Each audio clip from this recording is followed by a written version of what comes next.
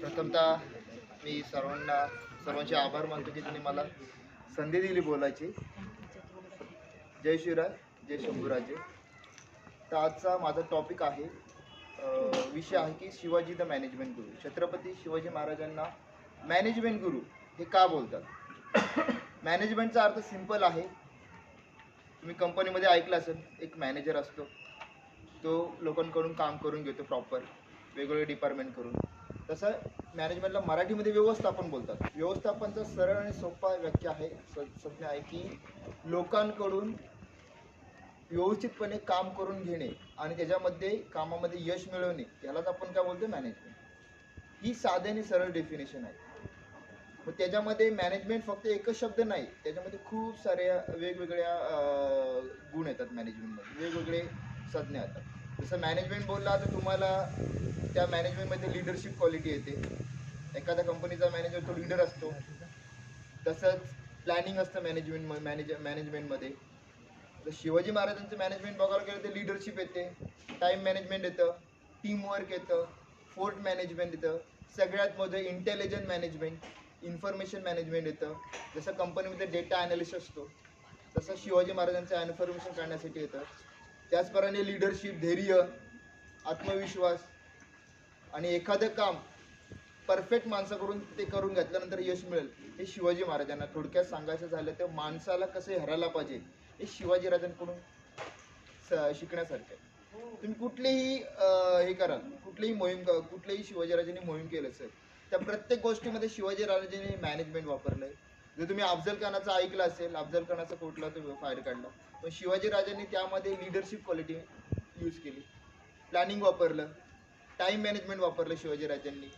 आणि सगळ्यात मोठं की शिवाजी महाराजांकडं HR म्हणजे त्याला आपण बोलतो human research management, HR management म्हणजे मानव संसाधनचा पुरेपूर वापर करणे हे शिवाजीराजांकडून शिकण्यासाठी. म्हणजे तुम्ही अफजल खानाचा वध असेल तर अफजल खाना जेव्हा निघाला विजापूरकडून, तर पहिल्या सगळ्यात मोठं त्याचा तो हत्ती मारला गेला, जो आदिलशाहीने त्याला दिलेला. शिवाजीराजांनी ह्यामध्ये काय मॅनेजमेंट अप्लाय केलं की त्याचा आत्मविश्वास काय केला, त्याचा हत्ती मेला अफजल खानाचा. त्यावेळेस अफजल खानाचा आत्मविश्वास काय झाला, पूर्णपणे कमी झाला. आणि एखाद्या माणसाचा आत्मविश्वास नसेल तर तो माणूस काय करू शकतो, त्याला यश खूप कमी येऊ शकतो. हे शिवाजीराजांकडे शिकण्यासाठी. जेव्हा तो अफजल खान तिथून विजापूरला आला, विजापूरवरून इकडे पंढरपूरला आला, ते तुळापूरवरून तो जावळीमध्ये एंटर करते. मग जावळीमध्ये एंटर करताना शिवाजीराजांनी त्याला का डायरेक्ट हे नाही केलं. शिवाजीराजांनी स्ट्रॅटेजी अप्लाय केली, प्लॅनिंग अप्लाय केलं आणि भेट घडवली. मग भेटीचा काळ किती टायमिंग असेल हे कुणी ठरवलं? शिवाजीराजांनी. म्हणजे शिवाजीराजांकडून काय शिकण्यासारखे? टाईम मॅनेजमेंट शिकण्यासारखे. आता इथे मी जेवढी विद्यार्थी बघतोय हे सगळे शाळाकरी विद्यार्थी आहेत, बरं. कोण 8वीला असेल, कोण 7वीला असेल. तुम्ही शिवाजीराजांकडून काय घेतलं सांगा मला? किती तास अभ्यास करता तुम्ही? टाईम मॅनेजमेंट घेता का शिवाजीराजांकडून? घेता का टाईम मॅनेजमेंट? शिवाजीराजांकडून काय शिकण्यासारखे? Time management, leadership quality. Afzal खानाला मारायचे, किती वाजता त्याला भेट घडवायची, ही शिवाजीराजांनी ठरवलेली. मग भेटच का? शिवाजीराजांनी त्याचे टाईम मॅनेजमेंट अप्लाय केला, प्लॅनिंग अप्लाय केलं. शिवाजीराजांनी त्याच्या लिडरशिप क्वालिटी.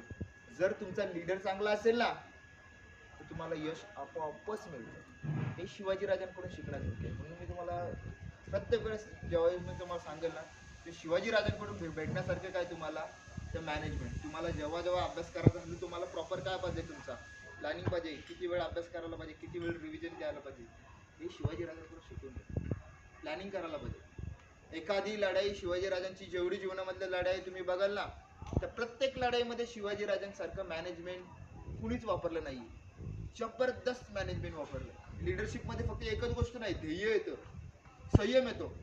आता तुम्ही बघा, औरंगजेबाचा प्रकरण तुम्ही बघितलं तर औरंगजेबाच्या शिवाजीराजे आग्रामध्ये हे होतं. औरंगजेबांनी ज्यावेळेस त्यांना एक केलेलं, कैदेमध्ये ठेवलेलं, म्हणजे नजर कैदेमध्ये ठेवलं. त्यावेळेस शिवाजीराजांनी असं काय हे नाही केलं की मी आता माझं आता मी एवढा कैदमध्ये. त्यापदमध्ये शिवाजीराजांनी संयम पाळलं आणि आग्रामध्ये जे गेलेले घोडेस्वार, जे गेलेले सैनिक, ते सगळेच्या सगळे सैनिक महाराष्ट्रामध्ये परत आले. एकही पहिले शिवाजीराजांनी घोड्यांना पाठवलं, पहिले तुमचे जे सैनिकांना पाठवतं, लास्टला शिवाजीराजे त्या पेटीमधून निघून महाराष्ट्रामध्ये आले. मग शिवाजीराजांसारखं काय आहे, शिवाजीराजांनी काय शिकायला भेटतं?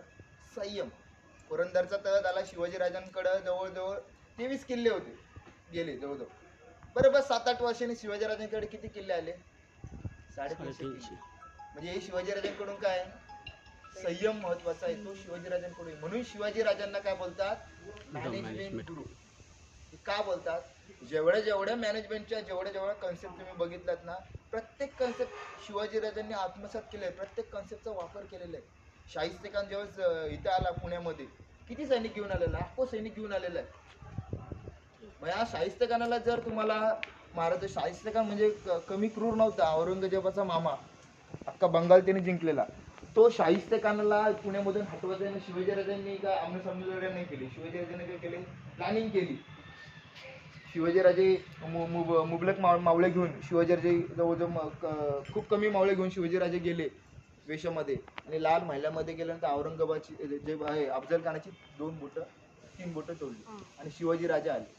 यातून काय मिळालं शिवाजीराजांना? तर शिवाजीराजांनी जेव्हा तो आक्रमण केलं, जेव्हा त्याचा 3 बोटं मोडले, तसा अफजल खान जो शाहिस्ते खान डायरेक्ट दिल्लीला गेला.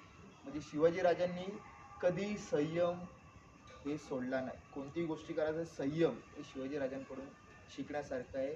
आपल्या महाराष्ट्रामध्ये, आपल्या रायगडमध्ये अजून एक घटना घडलेली होती, म्हणजे तुम्हाला माहिती आहे उमरखिंडचा इतिहास. कार्तलब खानला पकडलं. आता कार्तलब खान कुठला? उझबेकिस्तानचा. असा बडा सरदार होतो पण मुघलांचा. त्याला पण शिवाजीराजांनी कुठं पकडलं? उमरखिंडीचा इथं पकडलं. मग तिथं शिवाजीराजांनी काय डायरेक्ट हे नाही केलं, प्लॅनिंग केली प्रॉपर. म्हणजे कोणत्याही गोष्टीला शिवाजीराजांच्या प्लॅनिंगच असते. म्हणजे पाठीमागून त्याला उतरून दिला, पहिले पुढून ते खिंड आहे तिथून उतरून दिला इमूरखिंडीची इथं, ती नदी बघितली असं तुम्ही. तिथून उतरून दिल्यानंतर मग पाठीमागच्या साईडनी स्वतः नेताजी पालकर आले, पुढच्या साईड समोरून छत्रपती शिवाजीराजे आले, आणि त्या तुम्ही गेलात उमरखिंडीमध्ये जंगल एरिया आहे, तिथं त्या खिंडीच्या इथंच धनुर्धारी ठेवले.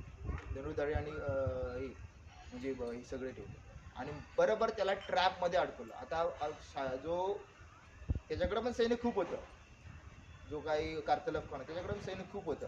25,000च्या आसपास सैनिक त्याच्याकडे होतं. शिवाजीराजांनी मुबलक 1,000 सैनिक घेतले ना, त्याच्यावर हे केलं ना, ती लढाई पण जिंकली. म्हणजे शिवाजीराजांसारखं धैर्य, शिवाजीराजांचे संयम हे आपल्याला शिवाजीराजांकडून शिकण्यासारखं. आज भारताला जी गरज आहे, शिवाजीराजांनी जो जगातला पहिला एअर स्ट्राईक, पहिला जो सर्जिकल स्ट्राईक केला असेल, तो म्हणजे शाहिस्ते खानाची बोटं तोडली. शत्रूच्या गोटामध्ये जाऊन शत्रूला मारून आणले, आणि ॲज इट इज आपली काहीच नुकसान नाही करायचं, आणि जेवढे काही सैनिक नेलेले शाहिस्ते खानाला हे करायला, मुबलक सैनिक, ते सगळे सैनिक घेऊन परत आपल्या स्वराज्यामध्ये आले. एकही लढाई, एकही माणूस न गमावता शिवाजीराजांनी पहिलं सर्जिकल स्ट्राईक केलं. जगामध्ये नोंद आहे, सर्जिकल स्ट्राईक करणारा पहिला राजा म्हणजे छत्रपती शिवाजीराजे. आणि शिवाजीराजांसारखं इंटेलिजन्स ब्युरो जगामध्ये कुठं नाही. तर मला असं वाटतं की भारताला जर विश्वगुरू करण्याचं असेल, तर भारत सरकारने जर विचार केला, छत्रपती शिवाजीराजांचं मॅनेजमेंट गुरु जर व्यवस्थित आत्मसात केलं, तर आपण नक्कीच जगामध्ये विश्वगुरू होऊ शकतो, हे माझी खात्री आहे. कारण जगामधला पहिला, आपण ऐकलं असेल ऑपरेशन सिंदूर झालं, त्याच्या अगोदर एअर स्ट्राईक झालं, पण 350 वर्षापूर्वी छत्रपती शिवाजीराजांनी सर्जिकल स्ट्राईक केलेलं, आणि त्याचा आता भारताने करतो. खरोखर भारताने जर कुठल्या राजाला जर फॉलो करायला पाहिजे, ते छत्रपती शिवाजीराजा नक्कीच विश्वगुरू बनेल. जय हिंद, जय महाराष्ट्र, जय